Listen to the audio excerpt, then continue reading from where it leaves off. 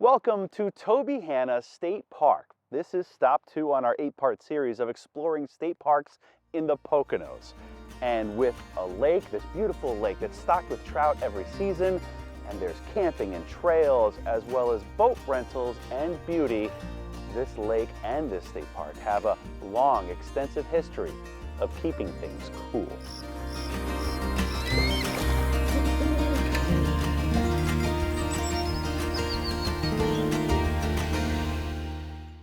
No matter the season, no matter the reason, Tobyhanna State Park is a favorite for getting outdoors and into nature.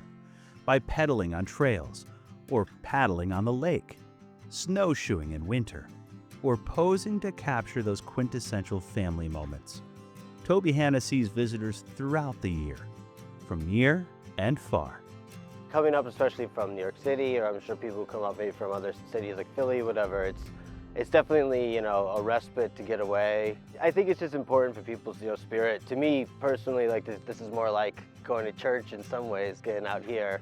All 5,400 acres provide the perfect opportunities to spend hours, days, even weeks at a time within the woods and surrounded by wildlife. A bald eagle nest within easy viewing of the shoreline. And whether it's from the eagle's perch or from the boat, fishing's good here by all accounts. Tobyhanna Lake is stocked fresh with trout each spring.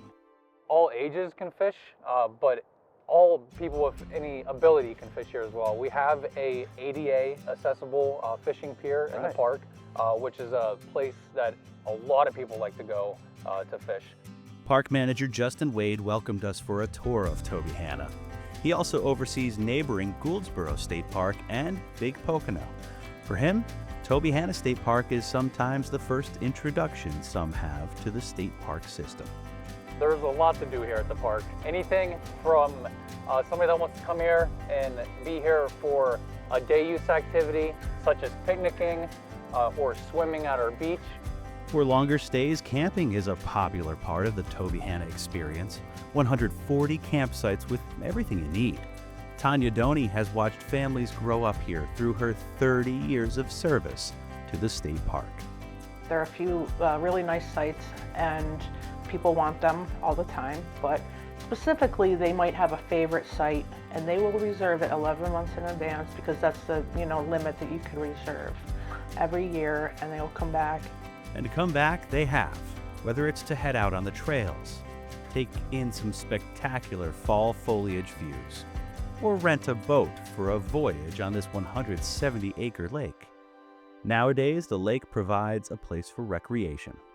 But about a century ago, a frozen Tobyhanna Lake provided ice for the harvest for city centers in Scranton and New York. A lot of these small lakes, including here, Mill Pond number 1, which is down in Tobyhanna, which is outside the park, and then Gouldsboro State Park, all had ice harvesting lakes. Ice harvesting was only a thing between about 1900 and 1936 because refrigeration was invented. Of course. So it wasn't needed anymore. Each year, local history buffs keep the tradition of the ice harvest alive, just down the road from Tobyhanna State Park at Mill Pond number 1, with some of the same equipment that would have been used in that time period. These bodies of water, ideal for ice formation because of where they are high atop the Pocono Mountains. It is typically 10 to 12 degrees colder here than it is in Stroudsburg, which is only about 20 miles from here. And the lake has an average depth of only about 3 feet and a max depth of only about 9 feet, which allowed them to actually harvest ice twice throughout the winter. Because the lake would freeze, they could harvest it, and then it would freeze again, and they would harvest it again. A lesson in history and how where this state park is fits into the big picture of the changing seasons and the evolution of time, including signs of a bygone era before this was a state park and the military tested artillery shells here pre-1950.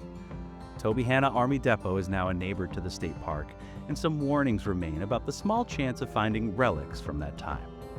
It is extremely, extremely unlikely for anybody to find one of these unexploded ordnances. If you stay on the trail, you stay in the day use areas, you stay in the campground, your chances of finding them are almost zero. As we celebrate Earth Day in April, state parks like Tobyhanna are here as reminders of our relationship to the natural world all around us, and the good work being done to conserve everything within these shared waters, forests, and skies. That's what we do as the Department of Conservation and Natural Resources with the Bureau of State Parks. We're also here to educate and teach people how to treat the outdoors and respect the outdoors, so it is here for that person's enjoyment and their children's children, is what I say. To learn more about Tobyhanna State Park, head to PoconoTelevision.com. Thanks for exploring state parks in the Poconos with us. This has been Jim Hamill for the Pocono Television Network.